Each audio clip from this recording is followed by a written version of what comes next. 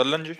राधे राधे महाराज जी। राधे राधे महाराज जी। महाराज जी, संसार में व्यवहार कैसे करें? बहुत लोग गलत आदतों से युक्त हैं, तो उनका संग भी करना पड़ता है। अगर वो पारिवारिक ही हों तो उनसे कैसे संपर्क हाँ, करें या बिल्कुल संबंध? बिल्कुल नहीं, ये समस्या आपकी बड़ी समस्या है और ये प्रायः कई भक्तों की समस्या रहती है कि वो अपने रिश्ते, अपने संबंधों को कैसे पुष्ट करें। जब हम अध्यात्म की तरफ कदम बढ़ाते हैं, उनके सारे आचरण अध्यात्म के विरुद्ध हैं, तो फिर हम कैसे उनका सम्मान कर सकें, कैसे उनसे संभाषण कर सकें। तो एक ही बात है कि भगवत भाव करके अपनी बात बना लो, उनमें भी भगवत भाव कर लो। भगवान इस स्वरूप का नाटक कर रहे हैं, कोई बात, हमें नहीं पीना, हमें नहीं खाना। जैसे कई बहुएं ऐसी हैं कि स्वयं वैष्णव हैं, वैष्णव बचपन से हो गई, अब वो ऐसे घर में गए जहाँ मांस खाया जाता है, प्याज लहसुन खाया जाता है। अब भारी समस्या उनके सामने है, तो हम कह देते तुम मत खाओ, लेकिन अपने पति परिवार के लिए प्याज लहसुन का भोजन बना दो। झगड़ा क्यों करोगी? प्रारब्ध के अनुसार वहां पहुंच गई हो तो घर को सजाओ, उजाड़ो मत, अंदर से भजन करो।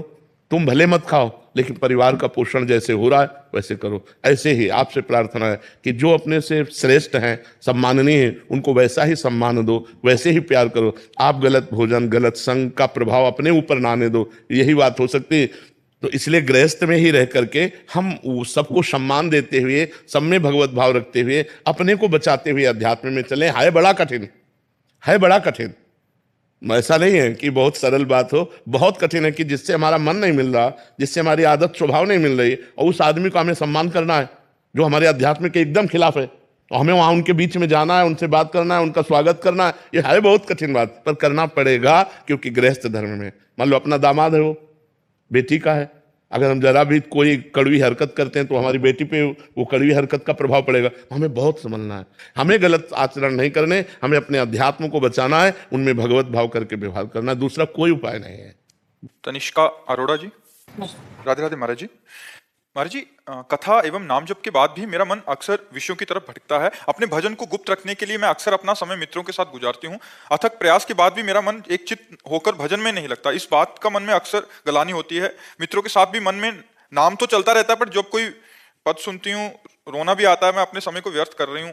मतलब लगे रहो, यह सतमार्ग है, इसमें हारना भी जीतना ही होता है। लगे रहो, आज अनुभूति नहीं हो रही तो कल अनुभूति हो जाएगी। जिस दिन अनुभूति हो गई सब प्रपंच शांत हो जाएगा। किसका प्रश्न है? खूब नाम जप करो, लगे रहो। और अपनी भक्ति को छुपाने का तात्पर्य हम विषयी पुरुषों से संग करें ऐसा नहीं है, यह सिद्धांत नहीं है। हम असंग रहें, एकांत रहें, कोई हमसे मिलता है पवित्र व्यवहार करें। भक्ति का हम प्रदर्शन न करें। हम जैसे गा रहे हैं, पद गा रहे हैं और भाव में, तो हम प्रदर्शन नहीं कर रहे, हम अपने प्रभु के भाव में। अब एक गाना है कि 4 लोग बैठे हैं, अब हम इनको दिखा रहे हैं, अंदर की बात है, हम दिखा रहे हैं कि हम बड़े भगत हैं। ऐसा गान बजान या कीर्तन या ऐसा कुछ भी नाटक, बैठना, ऐसा एक्टिंग करना, वो मना है।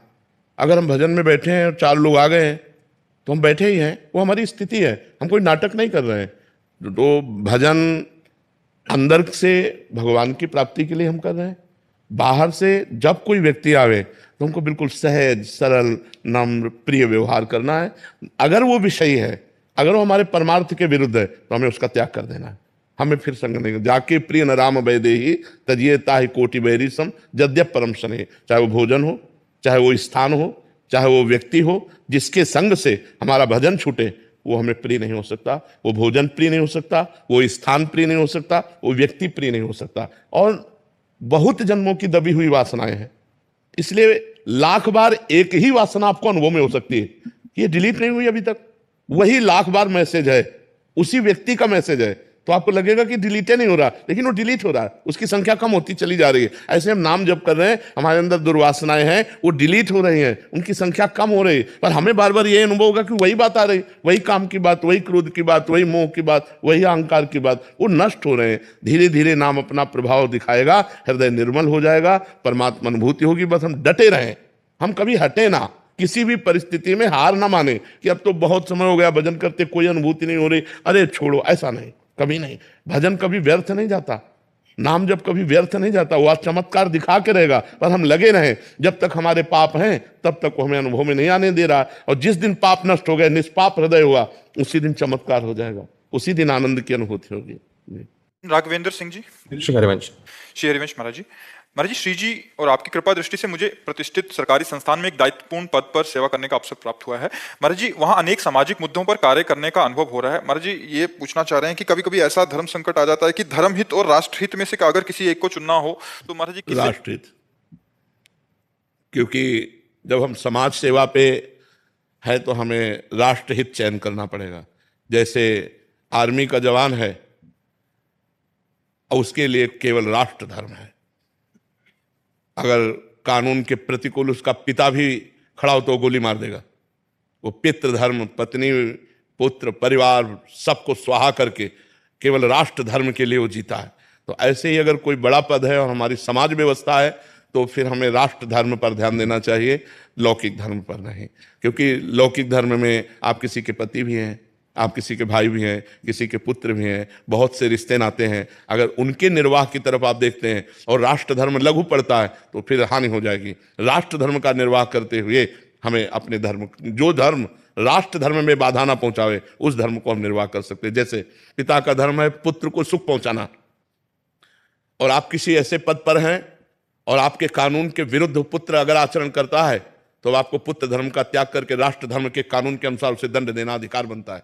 ये नहीं छोड़ देंगे कि हमारा पुत्र है, पुत्र हो या शत्रु हो, अगर वो हमारे कानून के खिलाफ पाया जाएगा तो एक समान दंड उसको दिया जाएगा। उसे राष्ट्र धर्म कहते हैं, क्योंकि वो राष्ट्र धर्म पे चल रहा है, वो सांसारिक धर्म पे नहीं चल रहा है। इसलिए राष्ट्र धर्म की प्रधानता रखनी चाहिए।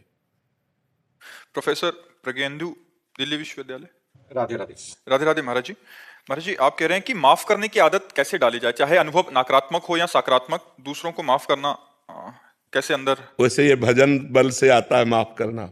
जब हृदय में बहुत आनंद होता है, कोई गाली देता है, अपनी मस्ती को बचाने के लिए किसी भी तरह का विक्षेप स्वीकार नहीं किया जाता, पर अंदर मस्ती होनी चाहिए।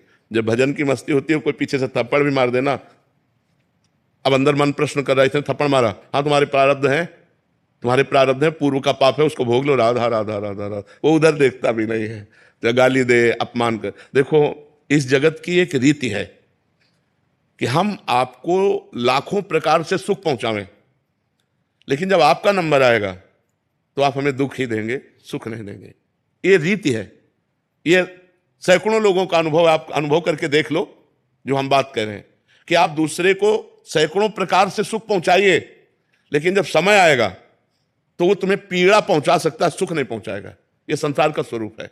अगर आप गर्दन उतार के भी दे दोगे ना तो उसको भी बेचना चाहेगा कि यार बिक जाएगी क्या, ये संसार का स्वरूप ही है। तो जब तक हम अध्यात्म में नहीं चलेंगे तब तक संसार में क्षमा शब्द तो प्रयोग होना बहुत कठिन है, क्योंकि संसार ऐसा है, आप करो हित और वो आपका करेगा हित, आप करो उसके लिए सहयोग और वो आपकी कटिंग करेगा, वो आपको नीचा गिराना चाहेगा। ये संसार का स्वरूप है। तो जब तक भागवतिक भाव नहीं आएगा तब तक आप समाज को नहीं झेल सकते। क्षमा शब्द प्रयोग नहीं होगा, वहां दंडय शब्द आएगा। अहंकार जब प्रस्फुटित हो जाएगा तो ये क्षमा नहीं करेगा। क्षमा तो बहुत बड़ा बल है। क्षमा बहुत, जिसके अंदर क्षमा बल आ गया, बहुत बड़ा बलवान हो गया वो, कि वो गाली दे रहा है, वो अपमान कर रहा है, लेकिन आप उसे क्षमा कर रहे हैं। ये तो संतों की बात होती है। उमा संत कहे यही बड़ाई, मंद करत जो करे भलाई। वो बुरा कर रहा है लेकिन हम तुम्हारा भला कर रहे हैं, यही साधुता है। ये भगवान के भजन से आती है। अगर भजन नहीं होगा तो नहीं हो सकती। एक दो बार तो ठीक है, हमने आपका हित किया, आप हमारा अहित कर रहे हैं तो जलन पैदा होगी, और एक बार आएगा कि यार बाबा ने कहा तो क्षमा करो, क्षमा कर दिया। लेकिन जब दोबारा आएगा तो आप इतनी जोर से क्रोधित होंगे कि क्षमा शब्द भूल जाएंगे, उसको दंड देने पे उतारू हो जाएंगे। और यदि भजन चल रहा है तो वो क्रोध का समन हो जाएगा। भजन नहीं तो क्रोध का समन नहीं होगा। जी।